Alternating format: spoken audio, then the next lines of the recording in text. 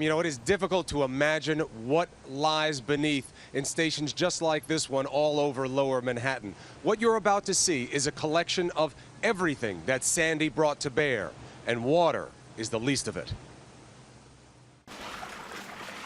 Deep underground, the beating heart of Manhattan's transit system, now an eerie labyrinth of epic proportions. Joe, none of this was here? None of this was here. All of this came with the water down the stairs? Absolutely. This wall here is from down here. Man, it's got to weigh 200 pounds.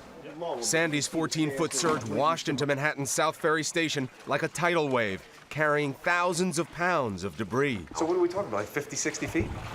Yes. You're talking probably thousands, about 2,000, 3,000 feet of track that is completely submerged. This is just one stop along 660 miles of subway track that carry more than 5.3 million commuters every day.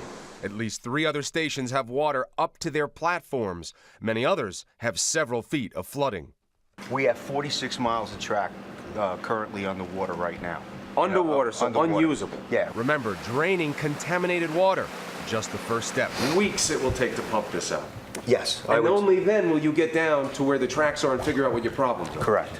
Above ground, cleanup is just as formidable. You see the color? That is fuel, that is oil, and that is transmission fluid. Each one is toxic, each one a hazardous material. This morning, 750,000 people are still without power. Public schools remain closed.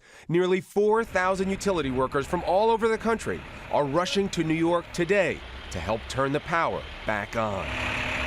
You should not expect those people that do not have service today to get service much before the weekend. A weekend that should be one of New York's busiest, as thousands of people begin traveling across the world for the annual New York City Marathon, a race where just starting now matters much more than finishing.